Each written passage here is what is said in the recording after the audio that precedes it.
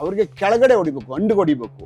ಹೊಡೆದು ಅವರು ನಾಳೆ ಪ್ರೊಟೆಸ್ಟ್ ಕೂತ್ಕೋಬಾರ್ದು. ಅವರು ಮೀಡಿಯಾಗಳೆಲ್ಲ ಕವರ್ ಮಾಡಿದಾವೆ. ನಾವೆಲ್ಲಾ ಮೀಡಿಯಾಗಳು ಕವರ್ ಮಾಡಿರ್ತಕ್ಕಂಥದ್ದು ನೋಡೋಕ್ಕಾಗಲ್ಲ. ನಾವ್ ಹೇಳ್ದಂಗೆ ಒಂದೊಂದು ಪಕ್ಷಕ್ಕೆ ಒಂದೊಂದು ಬ್ರಾಂಡೆಡ್ಗಳು ಆಗ್ಬಿಟ್ಟಿದ್ದಾರೆ ಅಂತ ಜನ ಮಾತಾಡ್ಕೋತಾವ್ರೆ.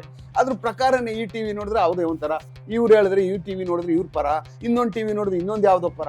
ಇವೆಲ್ಲ ಒಟ್ಟಾರೆ ಅವ್ರವ್ರವ್ರು ತೋರ್ಸ್ಕೊಳ್ತಾ ಇದ್ದಾರೆ ಅಂತ ನಮಗೂ ಅನ್ನಿಸ್ತಾ ಇರ್ತದೆ.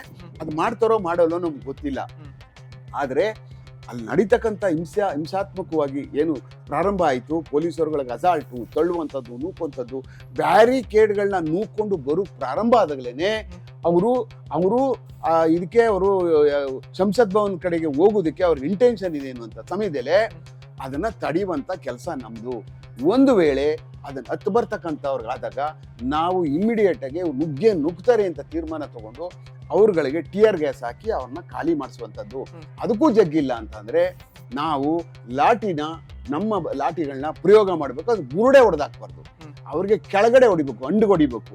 ಹೊಡೆದು ಅವರು ನಾಳೆ ಪ್ರೊಟೆಸ್ಟ್ ಕೂತ್ಕೋಬಾರ್ದು. ಅವರು ಎಲ್ಲೂ ಆ ತರ ಎಲ್ಲೂ ಜಾಸ್ತಿ ಅಂದ್ರೆ ಅವ್ರನ್ನ ಕೊಲ್ಲಬೇಕು, ಕಾಲು ಮುರಿದಾಕ್ಬಿಡ್ಬೇಕು, ಕೈ ಮುರಿದಾಕ್ಬಿಡ್ಬೇಕು, ಕಾಲು ಮುರಿದು ಬಿಡ್ಬೇಕು ಅನ್ನುವಂಥದ್ದು ಮಾಡಬಾರ್ದು.